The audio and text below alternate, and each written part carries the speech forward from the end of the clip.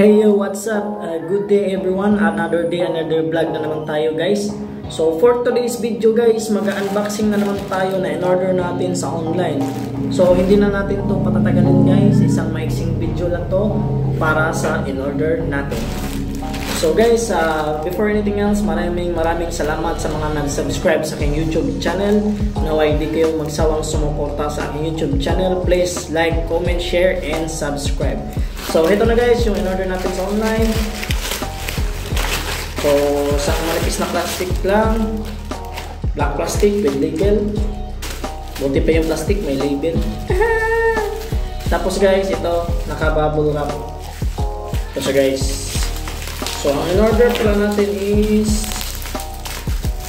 bumili ako ng bottle cage. Ito siya guys. Sagmit yung brand, tsaka malaki. 1,000 ml ang laman nito. So, 1 liter. Maganda to lalo na pag nag-long ride tayo, mas marami tayong tubig na madadala. So, yung texture ng plastic niya guys is makapal naman, hindi siya madaling ma-flex. Tapos ito yung takip niya. Yan. So simple lang guys. Tapos ito yung design.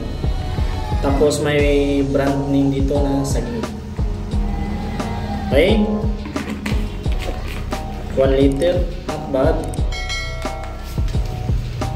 Tapos bumili rin ako ng seat post clamp. Sagmit din to guys. So bumili ako nito, kakabit ko to sa ating mountain bike.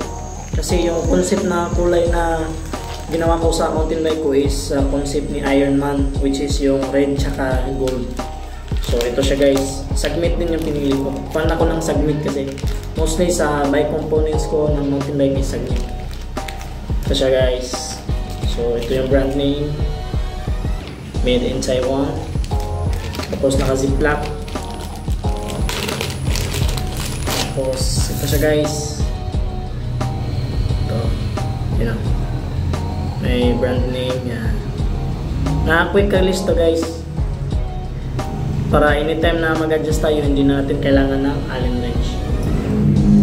Ito naman yung texture niya guys. Yung design niya maganda din. Diba? So that's all for today's video guys. Thank you guys for watching these videos.